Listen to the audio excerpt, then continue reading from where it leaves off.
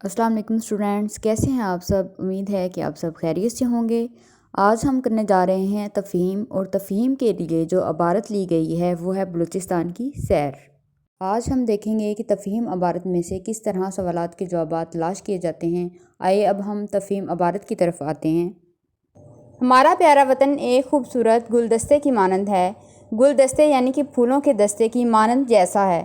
इसका हर फूल बेहद दिलकश और खुश रंग है। हर खित्ते की अपनी पहचान, अपनी खुशबू और अपनी जुदागाना अहमियत है। रकबे के लिहाज से पाकिस्तान का सबसे बड़ा सूबा बलूचिस्तान है, जिसका हर मंजर अपनी मिसाल आप है। अब हम इसमें साथ साथ सवालात के जवाबात भी देखेंगे और साथ ही में इसकी ग्रामर भी देखते जाएंगे कि वाहिद या जमा या मुज़क्कर मुअन्नस या अल्फाज ज़ाद इसमें से जो भी हुए उनको हम निशानदही करते हुए साथ साथ पढ़ते जाएंगे। देखिए, इसमें जो रकबे लफ्ज़ है ये जमा है किसकी, रकबा की। इसी तरह सूबा जो है वो वाहिद है, सूबों की। इसी तरह मंजर जो है वो वाहिद है किसकी, मनाजिर की। आगे देखें कि बलूचिस्तान में दाखिल होने के लिए जो लोग रेल का सफ़र करते हैं, इन्हें बलूचिस्तान के हुस्न से लुत्फ़ अंदोज़ होने का सही मौका नहीं मिल पाता, क्योंकि रेल गाड़ी पर सफ़र बेशतर रात के वक्त होता है। इसी तरह जो लोग हवाई जहाज़ के ज़रिए बलूचिस्तान पहुँचते हैं वो इसकी जग्राफियाई खद्दो खाल से तो वाकफियत हासिल कर लेते हैं। अब देखिए, इसमें खद्दो खाल का मानी क्या होगा, नक्शो नगार, मगर इसके अलावा और कुछ नहीं देख पाते। अलबत्ता बस या गाड़ी के ज़रिए बलूचिस्तान में सफ़र करने वाले जहाँ के कुदरती मनाजिर से पूरी तरह लुत्फ़ अंदोज़ हो सकते हैं। सफ़र के दौरान साहिल समंदर से लेकर तख्त सुलेमान की 11,440 फीट ऊंची चोटी तक कई किस्म के मौसम, कई किस्म की ज़मीनी रद्दोबदल को जानने का मौका मिलता है। अब देखिए, इसमें जो सवालात आए हैं हम इनको देखेंगे कि कौन से सवाल हैं और उनके जवाब जो है वो क्या बनते हैं। पैराग्राफ में सवाल बन रहा है कि जो लोग बलूचिस्तान का सफ़र रेल गाड़ी के ज़रिए करते हैं वो इसके सफ़र से लुत्फ़ अंदोज़ क्यों नहीं हो पाते।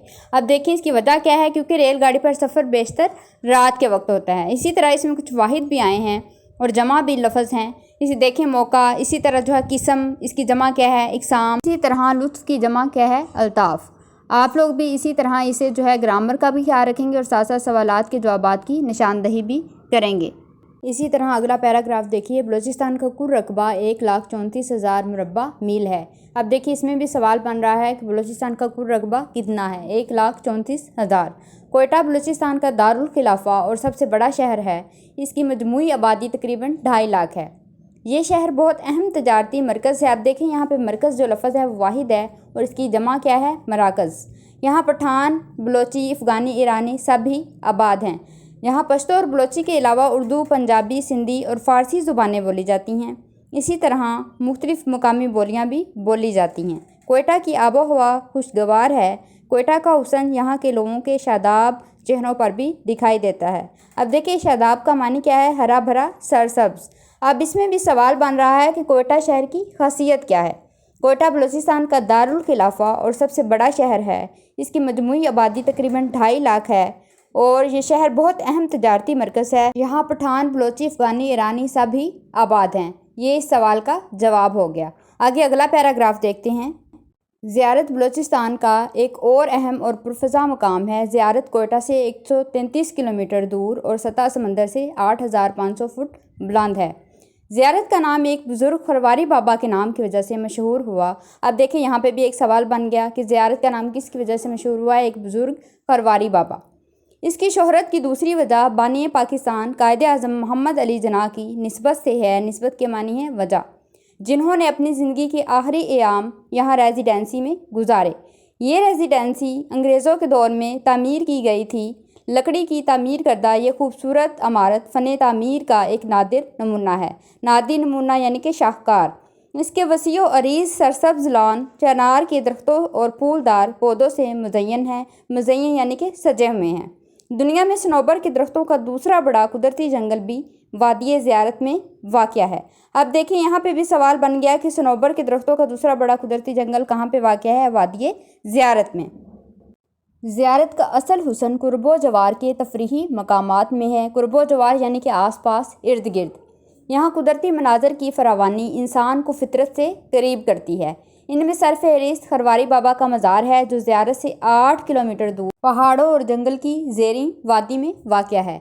इसी तरह ज़ियारत से 13 किलोमीटर के फासले पर वाक़या वादी शतीर सेब के बागात, दरख्तों से भरे हुए पहाड़ों اور گھنے جنگلات پر مشتمل ایک خوبصورت مقام ہے۔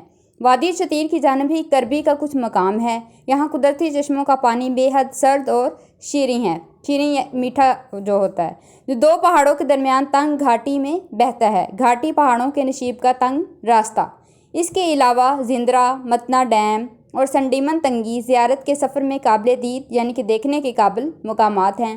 اب دیکھیں مقامات جو ہے وہ کیا ہے، جمع ہے مقام کی۔ یہاں کی سیر ضرور کرنی چاہیے۔ بلوچستان میں ان دو شہروں کے علاوہ بھی کئی شہر ہیں جنہیں چھوٹے شہر یا قصبے کہنا زیادہ مناسب ہوگا۔ ان میں قابل ذکر چمن، قلات، خزدار، مستونگ، آب گم، سبی، ٹمپل ڈیرہ، مچھ اور فورٹ سنڈیمان وغیرہ ہیں۔ اس کے علاوہ گوادر اپنی بندرگاہ کی وجہ سے بہت جلد ایک اہم ترین شہر کا درجہ حاصل کر لے گا۔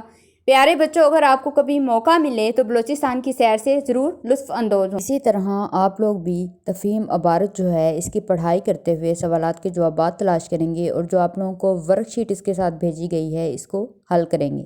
Thank you. اللہ حافظ۔